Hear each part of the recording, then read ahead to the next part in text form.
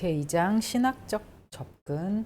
판넨베르그에 대한 로더의 성찰적인 부분에 대해서, 그러니까 비판적으로 성찰하는 부분이거든요. 그 부분을 다루도록 하겠습니다. 신학적인 관점에서 먼저 그 판넨베르그, 바르트, 토렌스, 조지 핸들이라는 사람들의 이론을 다루겠다라고 하는데, 실제로 책에서 나오는 이제 내용들의 중점적인 내용은 판넨베르그에 대한 내용이 나오고 있습니다. 그리고 결론적으로 조지 핸드리에 대한 관점을 이제 총체적으로 이제 다루고 있는데, 이제 지난주에 판넨베르그를 했으니까 이제 그 다음에 바르트와 토렌스에 대한 그 이론에 대해서는 이 책 있잖아요. 요 책이 신학과 과학의 대화, 이제 나이츠 오브 무브라는 아닌데 기사의 움직임이니까 나이츠 무브예요. 죄송합니다. 나이츠 무브라는 그 책을 번역한 책이거든요. 그리고 그 부제가 성령의 관계적 논리와 기독교 교육 인식론이라는 부제로 신학과 과학의 대화라는 책이 있습니다.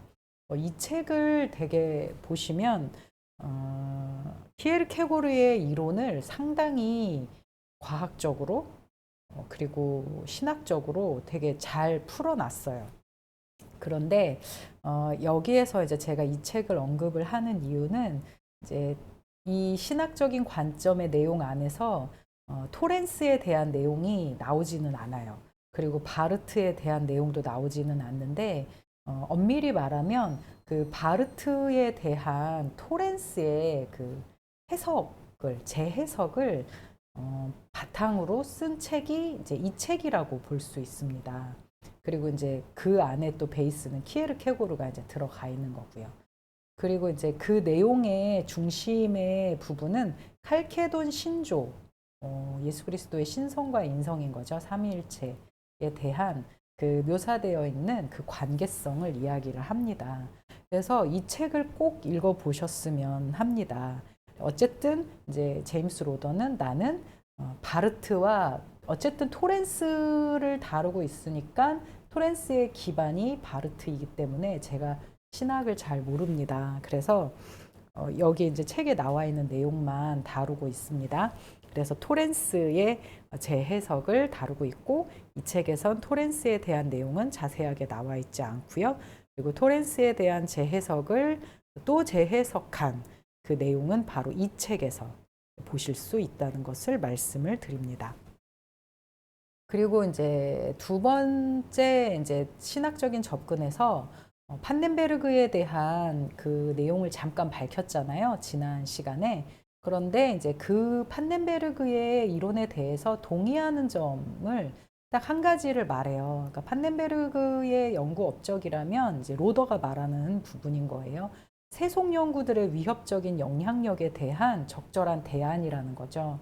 그래서 세속에 대해서 아예 회피를 하거나 이제 기사의 움직임 같은 아까 제가 말씀드렸던 파란 책 안에서는 많은 이제 신학 안에서는 아예 인문학을 그냥 제외시켜 버리는 그런 경향성들이 있는데 실제로 그렇게 해서는 안 된다라고 이야기를 하고 판넨베르그가 그런 세속 연구들이 전혀 하나님과 상관없는 방향으로 간다고 할지라도 그런 위협적인 영향력에 대해서 신학적인 인간학이라는 아주 그 적절한 대안을 주었다라는 부분에서 동의하고 또 그런 연구에 대한 부분을 긍정적으로 바라보고 있는데요. 그 안에서도 동의하지 않는 부분이 이제 나오는 거죠.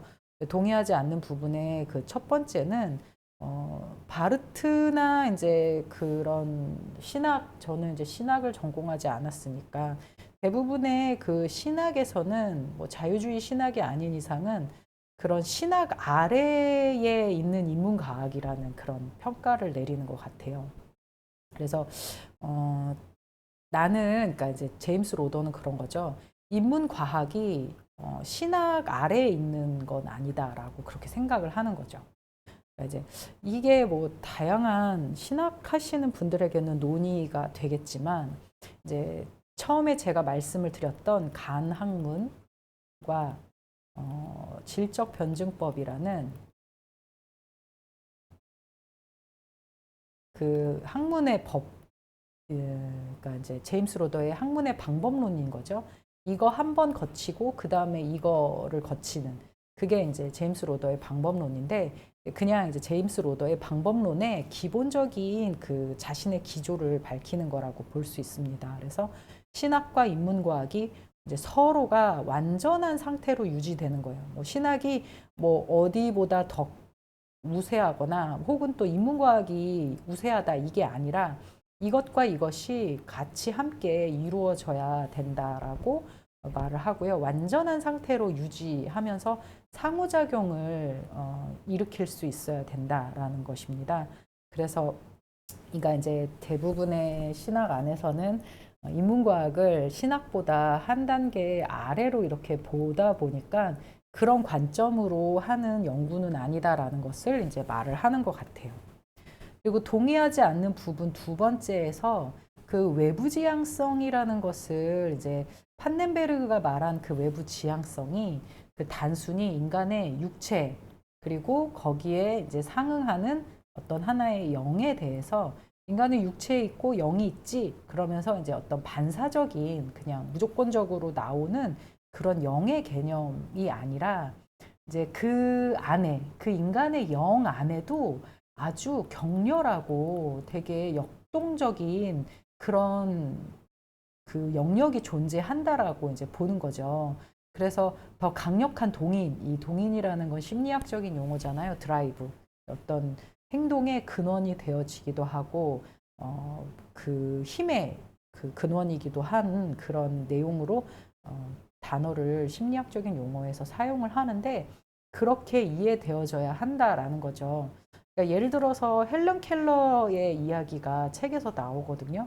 헬런 켈러가 설리반 선생님을 통해서 거의 정말 보이지도 않고 뭐 아무것도 말할 수 없었던 그 헬런 켈러에게 설리반 선생님이 다가갔고 물이라는 것을 손에다가 이렇게 써주면서 그 언어를 습득을 하게 되잖아요. 그런데 실제로 그 대체로 인간의 그 육체는 귀로 듣고 청각으로 해서 사람의 입모양을 보고 그리고 그것을 이해하고 이제 발성으로 산출하는 것이 언어의 과정인 거잖아요. 그런데 지금 현재 헬렌 켈러의 그 경우는 이런 인간이 기존에 그 가지고 있었던 방법으로서 언어를 습득하게 된 것이 아니라 그 어둠과 같은 칠흑같이 어둠과 같은 그 상황 속에서 물이라는 것을 먼저 만지고 그 손바닥 위에 워터를 이렇게 써주는 그런 과정을 통해서 이제 워러를 써주는 과정에서 자기 자신의 그 안에 독특한 자기만의 언어를 형성하게 되어져 갔다는 것이죠. 그래서 내면의 지속적인 변화의 동인으로부터 그 얻어진 결과인 거죠. 이것은 그냥 단순히 뭐 외부 지향성, 뭐 인간의 영 이렇게 개념적으로 인간에겐 육체가 있고 영이 있지 그게 아니라 하나의 새로운 언어 습득의 과정을 그것을 이제 일으켜 가기까지 우리가 그 전기 헬런 켈러의 전기 안에서도 설리반 선생님과의 엄청난 사투를 벌이는 과정 속에서 언어 물이라는 것을 습득해 가잖아요.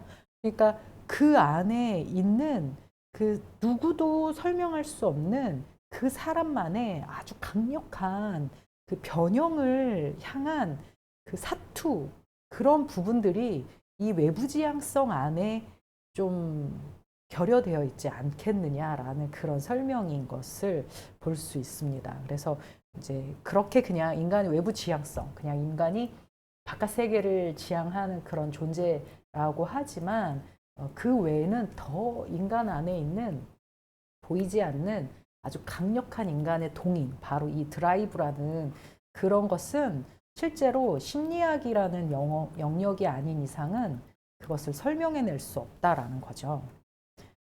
그리고 세 번째로 동의하지 않는 부분이 무엇이냐면요. 판넨베르그와 바르트 모두 인간의 영을 소멸시키지는 않지만, 인간의 영을 소멸시키지는 않는데 그 독특한 의미를 격화시키는 경향이 있다라는 거죠.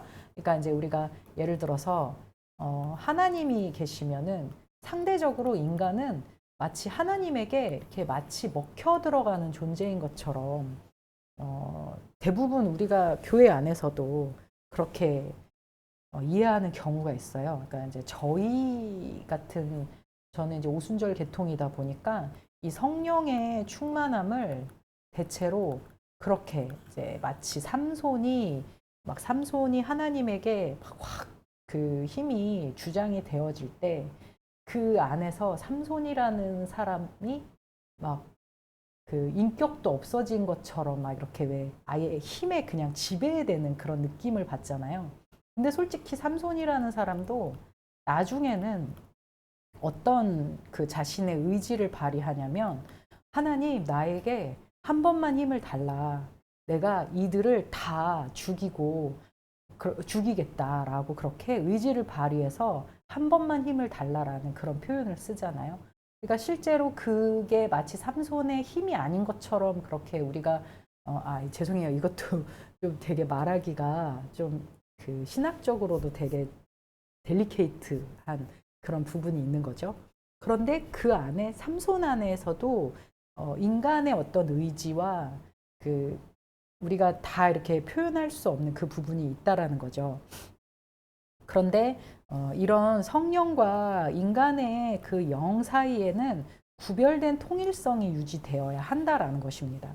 제가 이제 이 부분을 이야기를 하려면 이 책이 꼭 이해가 되어져야 돼요. 그래서 하나님과 인간의 영이 단순히 그냥 누군가를 먹고 인간 자체가 소멸되어지는 그런 관계가 아니다라는 그 관점에 대해서 어떤 부분과 함께 비교를 해야 되냐면은 예를 들어 선불교 이 책에서 그게 나와요. 그러니까 외부의 종교인 선불교, 특히 선불교와 기독교가 다른 점은 뭐냐면은요. 이제 선불교나 이런 불교 같은 데서는 대체로 무를 이제 지향하잖아요. 그래가지고 이제 무를 지향하면서 모든 것을 비우잖아요. 그리고 그 모든 것을 비우는 가운데 인간 존재가 마치 그 존재 자체가 없어지는 그런 상태로서의 그 수련을 향해 지향을 하잖아요. 그런데 기독교는 그렇지 않다는 거예요. 왜냐하면 예수 그리스도가 인간을 위해 죽어주셨고 인간을 구원하시는 그런 과정들을 보여주고 있잖아요. 그러다 보니까 기독교는 단순히 인간과 그 하나님이 뭐 누군가에게 막 먹혀 들어가는 그런 존재가 아니라 바로 인간은 인간으로서 하나님은 하나님으로서 존재하게 하신다는 거죠. 그러니까 그 모델 자체가 무엇이냐면 바로 삼위일체 하나님. 서로가 그 서로에게서 발현되어지고 나왔지만 성부 하나님과 성자 예수님과 그 성령 하나님은 서로가 동일하면서도 세 분인과 동시에 한 분인 상태로 계시는 거죠. 그러니까 이렇게 제가 이제 이쪽에서 선불교에서 말하는 하나의 모라일체 같은 그런 상태로 기독교는 존재하지 않는다라는 그 비교적인 관점에서 저는 거기까지만 말씀을 드릴게요. 그러니까 뭐 더 깊게 생각하지도 마시고 이 책을 이제 딱 읽어보셔서 제임스 로더가 말하고자 하는 것은 이 바로 일종의 관계성이구나. 그리고 이 관계성은 더 나아가서 인간의 육체와 그리고 인간의 영혼이라는 관점까지 가게 되고 하나이되 둘로 나뉘지 않는 그러니까 둘이 돼 뭐 하나가 되거나 그렇게 아예 이렇게 나뉘어지지 않고 마치 찰흙 한 덩어리를 다 합쳐 놓은 것 같은 그런 그런 상태의 또 아니고 해결의 변증법적인 상태도 아닌 바로 질적인 변증법의 상태가 바로 이런 상태를 의미하는구나라는 것까지만 이해를 해주셨으면 좋겠어요. 일종의 관계성이라는 측면에서요. 그래서 하나님과 관계를 맺고 있다는 것은 하나님과의 영적인 만남 혹은 자유와 자유의 만남을 통해 관계를 맺고 있다는 것. 그러니까 그래서 조지 핸드리인 거죠. 이 문구에서 나와 있는 인간과 하나님의 관계를 먹히는 존재나 소멸되는 존재로 묘사한 것이 아닌 상태를 말한 신학자가 조지 핸들이었던 것 같아요. 그래가지고 그래서 조지 핸들이라는 사람의 입장까지 신학적인 관점을 가지고 있다라고 말하는 게 이 책의 2장의 내용이라고 볼 수 있습니다. 그래서 이런 그 기본 베이스, 소위 그 판넨베르그의 신학 사상과 판넨베르그의 신학 사상에서 받아들일 수 있는 것과 받아들일 수 없는 것을 쭉 정리를 하고 난 다음에 그 안에서 이제 얻어지는 이제 기본적인 신학적인 베이스는 인간 영과 하나님의 영 사이에는 유사성이 있다. 어떤 그것 중에 가장 대표적인 것이 하나님은 창조주의 영이신데 인간의 영도 창조성을 가지고 있다라고 이제 그렇게 보는 거죠. 그러니까 하나님의 영 사이의 유사성은 이제 우리가 창세기에서 본 것처럼 하나님이 그 형상을 우리에게 부어 주셨다라는 것만으로도 우리는 어떤 면에서 보면 충분한 그 증거를 가지고 있는 거죠.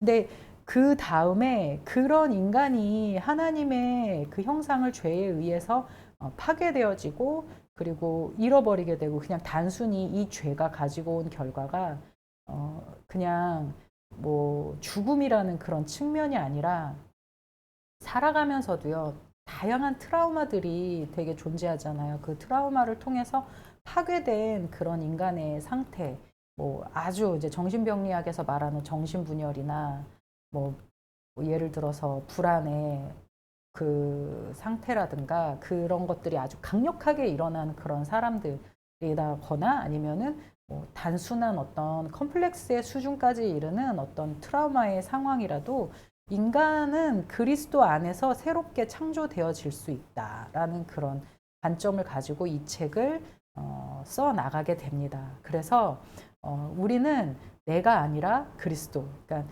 내가 사는 것이 아니요 내 안에 계신 그리스도가 사신다라는 이것은 어떻게 보면은 먹혀 있는 그런 관점에서의 게 아닌 거죠. 그러니까 예수 그리스도가 정말 솔직히 말해서 예수 그리스도가 막 우리를 먹고 싶어 하겠어요. 우리를 먹고 싶어 하는 건 사단이겠죠. 그런데 그것이 바로 변증법적인 정체감 안에서 이루어지는 상태, 관계성인 거죠. 예수 그리스도와 우리가 관계성 안에서 살아가는 거죠. 그러니까 마치 내가 예수 그리스도를 내 안에 아주 그 정말 사랑하는 사람과 함께 있고 싶어 하는 그 마음의 그 상태 안에서 서로 관계성을 이루어가는 그런 상태라는 거죠. 또 내가 아니라 하나님 아버지의 그런 상태인 거죠. 그러면 나는 왜 사는가라는 답을 얻게 된다라는 것이 제임스 로더의 그 기본적인 이 책의 기본 사상입니다. 그러니까 이 관계성을 이제 좀 더 그냥 우리가 성경에서 신학적인 측면에서 뭐 그 보여지는 인간과 하나님의 그런 관계는 기본적으로 뭐 칼빈이 말하는 그 기독교 강요에서 첫 번째 줄에 나타나는 그런 정의가 일단은 기본이 되어지는 거예요. 베이스가 되어져야 돼요. 그러니까 어떤 성경에서 말하는 우리가 밝혀진 그런 상태는 기본적으로 다 정의가 되어져야 돼요. 이 예정이 됐든 혹은 무엇이 됐든지 간에 이런 걸 다 베이스에 깔고 난 다음에 그리고 좀 더 욕심을 낸 거죠. 그냥 인간이라는 존재가 정말 마음과 뜻과 정성을 다해서 하나님을 그 힘을 다해서 하나님을 사랑하는 그 상태를 이제 어떻게 우리가 갈 수 있는가. 그러니까 이제 인간이 왜 사는가, 나는 왜 살까? 라는 그것은 먼저 기본적으로 구원을 받은 존재가 되어야 하지만 그냥 구원받았다고 끝날 것이 아니라 마음과 뜻과 힘을 다해서 하나님을 사랑하기 위해서 인간은 태어났고 살아가는 것이다 라는 것에 대한 그 부분을 이제 심리학적으로 설명하는 책이 바로 이 책입니다. 네. 그래서 저는 이제 이 신학을 어느 정도 이게 정말 너무 힘들었어요. 저는 좀 신학을 전공하지 않았기 때문에 솔직히 조지 핸들이라는 신학자를 잘 모르고요. 토렌스는 더더욱 모르고요. 바르트는 그냥 한 줄짜리밖에 모르고 판넨베르그는 여기에서 책에서 좀 다뤄졌기 때문에 그래도 한 페이지, 두 페이지 정도 분량으로는 알고 있는데 어쨌든 저에게는 솔직히 뭐 각 에릭슨의 이론에서 나온 단계보다 더 어려웠던 부분이 바로 이 신학적인 관점이었습니다. 그래서 이 관점을 바탕으로 해서 그 다음에 이제 이어지는 이야기들이 바로 헬렌의 사례가 됩니다. 그래서 그 헬렌의 사례를 제가 아는 심리학의 지식 안에서 그 부분을 분석해드리고 그리고 또 이렇게 설명해 드릴 수 있지 않을까라고 생각이 듭니다. 감사합니다.